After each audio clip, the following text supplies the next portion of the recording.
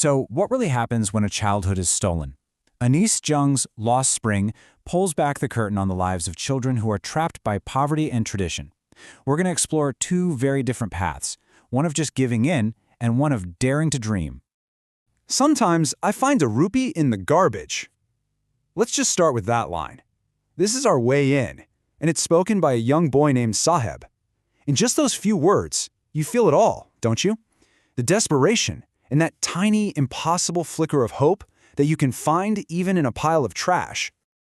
At its heart, Lost Spring is all about this idea of stolen childhoods, kids whose young lives are basically sacrificed just so they can survive another day. We're going to see this brutal reality through two powerful and honestly heartbreaking stories. Okay, first up, let's meet Saheb. He's a rag picker living on the outskirts of Delhi. His job, to sift through literal mountains of garbage. But he's not just looking for junk. He's on the hunt for what he calls gold. And here is where things get, well, incredibly ironic. Get this. Saheb's full name is Saheb-e-Alam. That means Lord of the Universe. The Lord of the Universe. And yet he wanders the streets barefoot. His kingdom nothing more than a pile of other people's garbage. That huge gap between his name and his reality, that's his entire world. So, Saheb lives in a place called Simapuri. Now, it's technically on the edge of Delhi, but as the author says, it's miles away from it metaphorically. Just try to picture it. 10,000 people living in shacks made of mud and tin. There's no sewage, no running water. A ration card might get you some food, but it doesn't give you an identity. Here, survival is the only game in town, and rag picking is how you play. You know, what's really fascinating is how garbage means two totally different things in Simapuri. For the adults, it's pretty simple. It's a means of survival. It's their daily bread, their paycheck. But for kids like Saheb, the garbage is still, as the author says, wrapped in wonder. It's a treasure hunt. It holds the promise of finding the coin, maybe even a 10-rupee note. But then Saheb's life takes a big turn. He gets a job at a tea stall. He's earning 800 rupees a month, plus he gets all his meals. Now, on the surface, that sounds like a step up, right? But the author notices something has changed. The steel canister he has to carry now, it seems so much heavier than that old plastic bag he used to sling over his shoulder so easily. And that, right there, is the key. That old rag-picking bag, as flimsy as it was his. He was his own boss. But the canister, that belongs to the shop owner. In gaining a steady job, Saheb has lost his freedom. And with it, he's lost that carefree look he used to have. Okay, now let's shift gears to our second story. We meet Mukesh, who's from a town called Firozabad, which is famous for its glass bangles. And while Saheb has just lost his freedom, Mukesh is absolutely determined to claim a freedom he's never even known.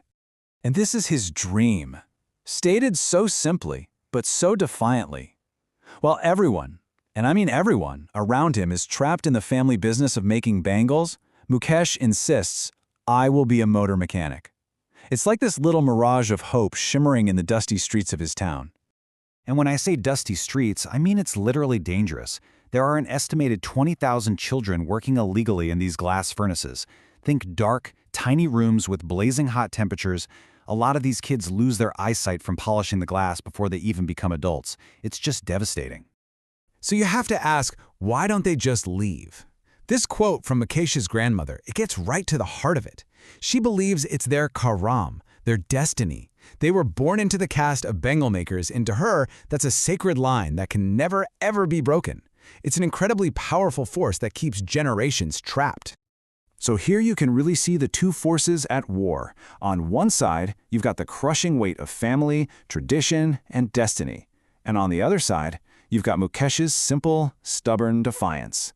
When the author points out that the garage is a long way from his house, he doesn't even hesitate. He just says, "I will walk." That's it. That's his whole attitude. All right, let's zoom out a little bit. The author identifies these two distinct worlds, these two vicious circles that work together to trap these kids, putting a weight on their shoulders that is almost impossible to shake off. The first circle is the one they're born into. It starts with the web of poverty and the stigma of their caste. This leads to years of mind-numbing work, which just slowly kills any initiative, any ability to dream. Over time, that hardens into apathy, this belief that nothing can ever change. And the cycle just keeps going. ending right back in injustice for the next generation.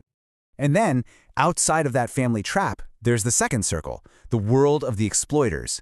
You've got the moneylenders, the middlemen, the corrupt police, the bureaucrats, the politicians, all of them working together, making sure that these two circles lock together to form an inescapable cage. And all of this leaves us with a really stark contrast. In a world that is basically designed to crush them, we see two possible outcomes. You can either resign yourself to your fate, or you can have the sheer audacity to dream of something better. In the end, their paths really start to split. Saheb, by getting that steady job, has lost his carefree luck. He's traded his freedom for a little bit of security. But Mukesh, he's still holding on to that flash of daring. He is determined to become his own master, even if it means he has a very, very long walk ahead of him. And this leaves us with the author's final, really haunting question. For these children, to do anything other than what's expected, it means you have to dare. You have to be brave. But in a world that has already stolen their spring, their childhood, is daring even a part of growing